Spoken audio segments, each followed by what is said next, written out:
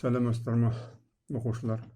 Әл-Фараби атындағы оқушылар сарайы қосымша білім беру бөлімі бейнелеу өнері қосымша білім беру мұғалімі Өмірбек Әбдуайымовның 15 сабағы, бүгін балдар сурет сабағы. Біз өткен жолы Сократтың суретін салғанбыз.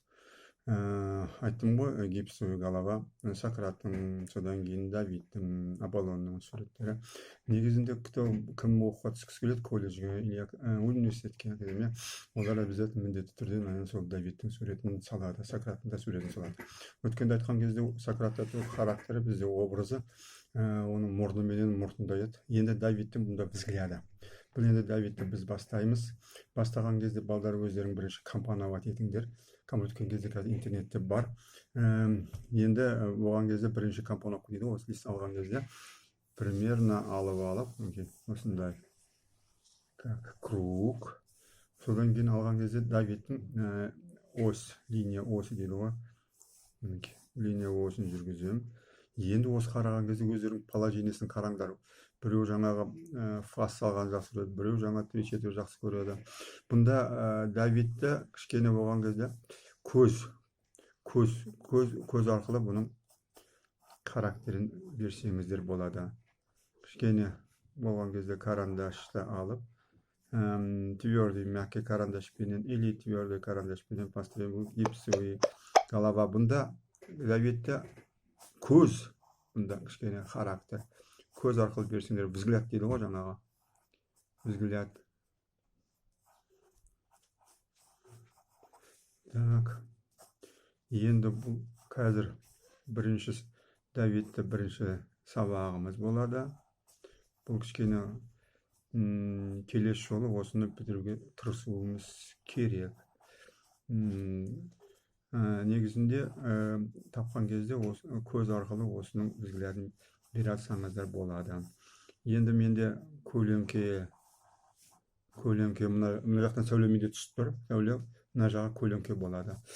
Енді болған кезде интернетте қараңыздар да өздеріңіз сол интернет арқылы салыңыздар, қандай положениеде тұрады.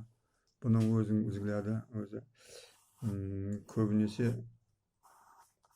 вуздарда экзамға келетін тақырып, оны обязательно саласындар. Обязательно салдырады вуздарда.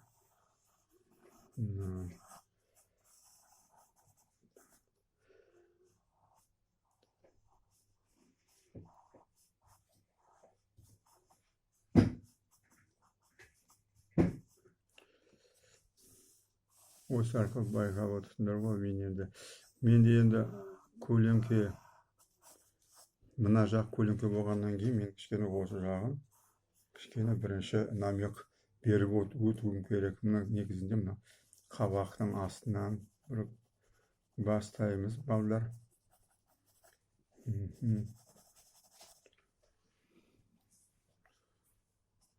Так, балдар.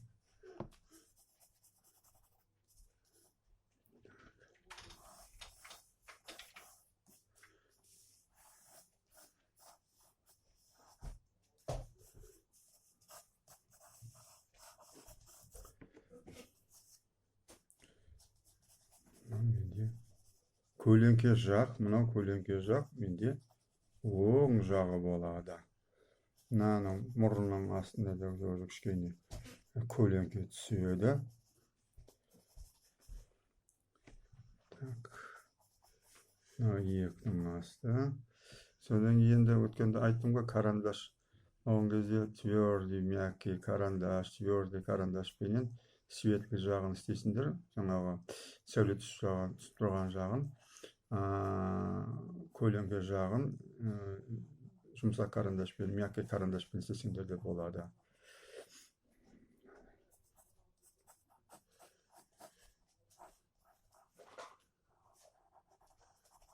Мына мұрнының асты кішкене қараңғы болады.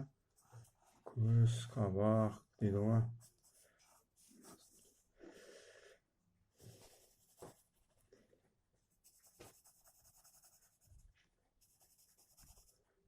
Менің положением Mına jaktan mına jak mende kişini kölönkeli boluu kerek. Штрих. Штрих болған кезде бірінші штрих кішкене свободный штрих істеңдер. По направлению, соның өзінде направление бойынша болсын. Артынан содан кейін как академический классындарға асықпай штрихті орын-орынменен қою жерін қоюлатып, жұмсақ жерін жұмсақтау қылыңдар балдар.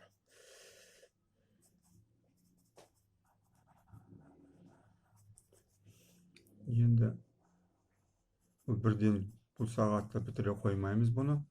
Біз енді осыны келесі жолға уже аяқтауымыз керек балдар.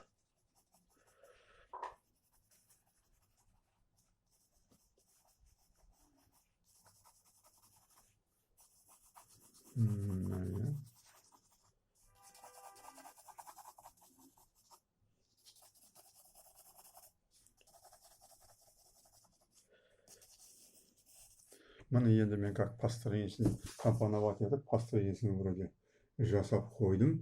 Енді осыны ары қарай бір жүргізуіміз керек. Енді балдар осымен сабағымыз бітті.